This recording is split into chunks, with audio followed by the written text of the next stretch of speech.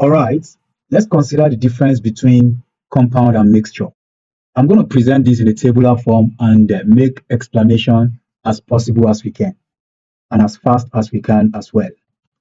The first one that we have here is that in compounds, two or more elements are combined chemically together. But in mixture, two or more elements or compounds are simply mixed and not combined chemically. So let us see that. A good example of a compound is water, which has the chemical formula H2O.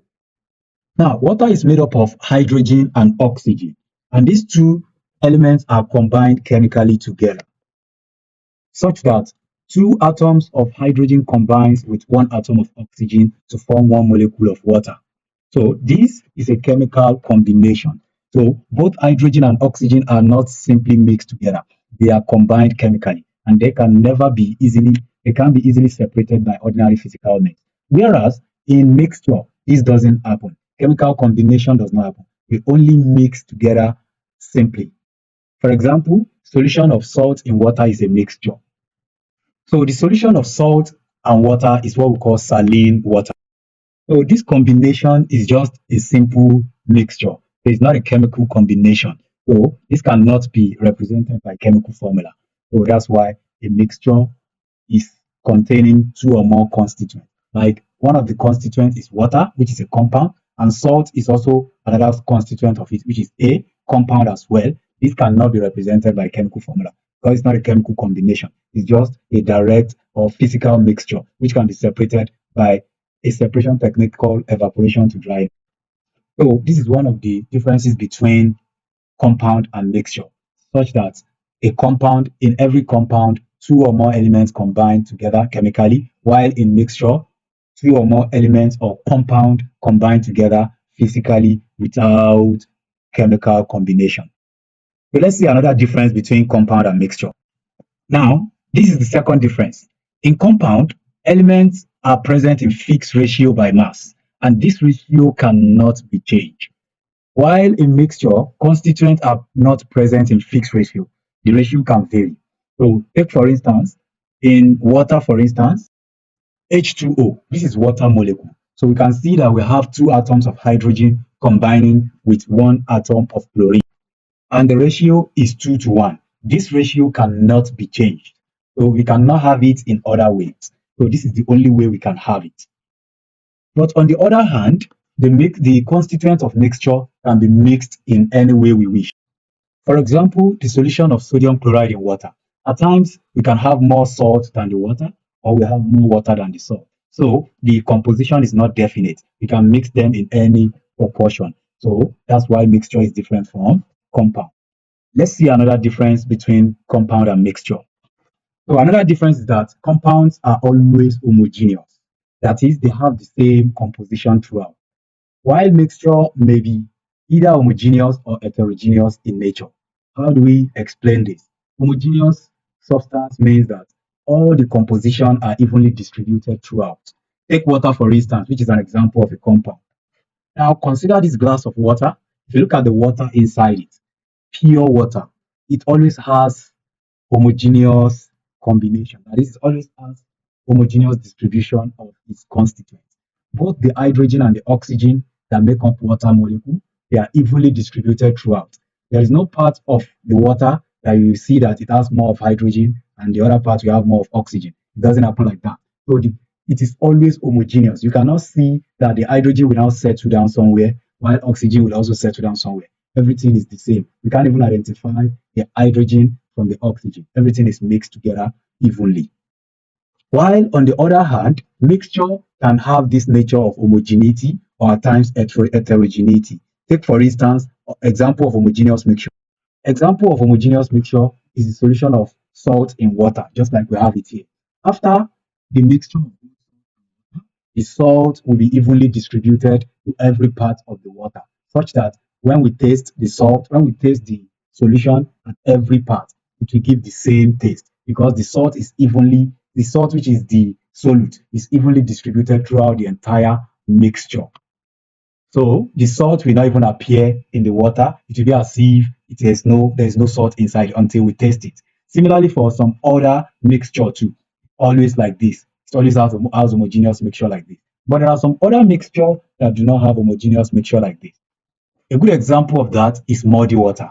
Look at the muddy water. There are some parts that are filled with more water, while some parts are filled with sand. And you can see that this part of the muddy water is like concentrated than this part. This part is having some more clarity of liquid, while this part is more dense and concentrated than this part. So this shows that this is not homogeneous. This is a heterogeneous mixture. We also have it in some other substances too, such as smoke. So smoke is also a heterogeneous mixture. You can see that the smoke particles are more concentrated at this part, while in other parts they are less concentrated. So this shows that smoke is a heterogeneous mixture. So that means mixture can either be homogeneous or heterogeneous. Now, another difference is that the constituents of a compound cannot be separated by physical means, while the constituents of mixture can be separated by physical means. I have explained this briefly previously in difference one above. So if we take water for instance, we see that water is made up of hydrogen and oxygen.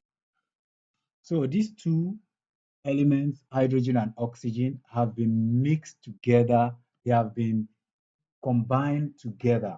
Sorry, they are combined chemically such that we cannot easily separate the hydrogen from the oxygen physically unless we use electrical method, which is electrolysis.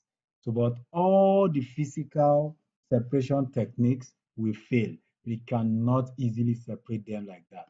Unlike mixture, which can be easily separated by any of those physical method, those separation techniques. For example, the mixture of salt and water, that is, the solution of salt and water, sodium chloride in water, this can be separated by using the method of evaporation to dryness, whereby we are going to sacrifice the solvent, which is water, just so that we can recover our salt in the original form. Let's see another difference between compound and mixture. So now another difference is that compounds can be represented by chemical formulae, while mixture cannot be represented by chemical formulae. I have explained this severally, that for instance, water is a compound and the chemical formula for water is H2O. We have seen this severally. The chemical formula for sulfuric acid is H2SO4. For hydrochloric acid, HCl. For carbon dioxide, CO2. For carbon monoxide, CO. So all of these are compound and so they can be represented with chemical formula. But mixture cannot be represented with chemical formula. For example, smoke. Smoke is a mixture and it doesn't have chemical formula. Also, solution of sodium chloride in water is a mixture, it doesn't have chemical formula. Blood is a mixture, no chemical formula. Seawater is a mixture, no chemical formula. Paint is a mixture, no chemical formula. So let's see one more difference between compound and mixture.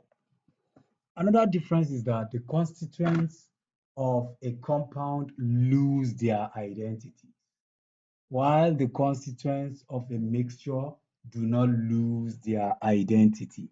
So let us consider that here. Take water as an example.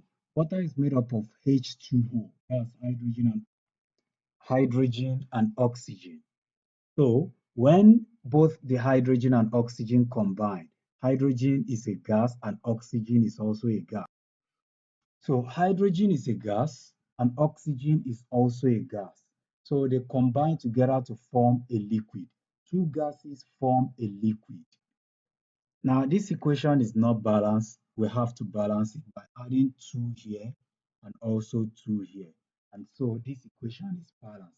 So now we have 2 moles of hydrogen molecule combining with 1 mole of high oxygen molecule to form 2 moles of water molecule. So those gases combine to form liquid. You can see that the result which is the compound form, is not a gas. It means both the hydrogen and the oxygen, they have lost their gaseous property to become a liquid. And so we cannot even identify hydrogen and oxygen again inside the water. So they both become liquid. So it means they have lost their physical property.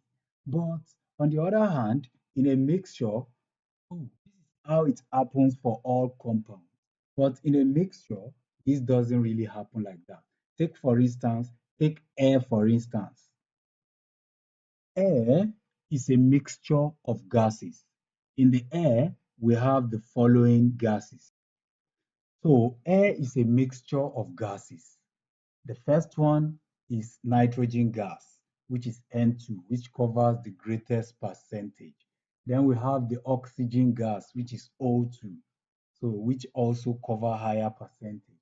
Then the remaining percentage is shared among this water vapor, inert gases, and impurity. So water vapor is also a gas. Inert gases are also gas. Impurities, some of them can be gases, while some can be liquid, can be solid or liquid. So you can see that air is just a combination of different gases. So these gases combine together to form another gas because air is a gas on its own. So it means that these particles, the constituents, these substances, they still retain their gaseous property without losing their identity. So unlike compound, this doesn't happen in compound. So those constituents of compound, they lose their identity. These differences are enough to satisfy your examiner anytime you are asked to differentiate between between compounds and mixture. Thank you.